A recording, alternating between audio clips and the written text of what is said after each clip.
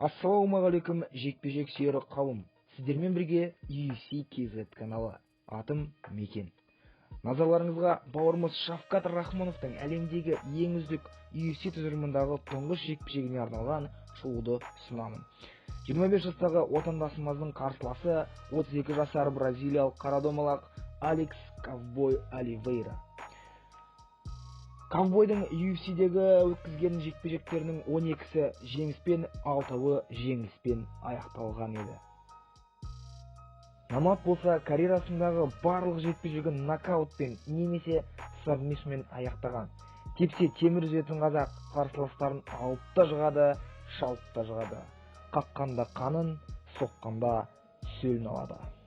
Партерде өзін суда жүзген балықтай еркін сезінетін жерлесіміз қарсыластарының 4-еуін қылқындырған. Қалғандарын беттен ұрып жұлқындырған. Әрқашан алға жүретін батырымыздың прессингіне әлі ешкімде мардымды жауап қайтара алмады. Оливейрамен бетпе-бет келгенде Шавкаттың басымдығы бойы мен қолының ұзындығында. Алыстан жақындатпай жүріп, қолмен сілтеген соққылары ковбойдың иегіне балғадай тисе, қорылдатып та жібере алады. Алекс болса соңғы 5 кездесуінің 3-еуіне жеңілген болатын. Дегенмен, муайтай мен джиу-джитсуын тиімді қолдана білетін бұл жігіт партер болсын, стойка болсын өте қауіпті. Шынтақпен, тіземен, қолмен, аяқпен жасаған соққылары талай жауынгердің басын жарып, көзін шығарған. Қолтырауындай қарсыласын канвасқа тартып әкетіп жерде істемеген істейді.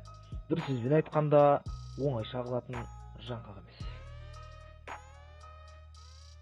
Қазанның 24 күні қазақ халқын бір керемет жекпе-жек күтіп тұр.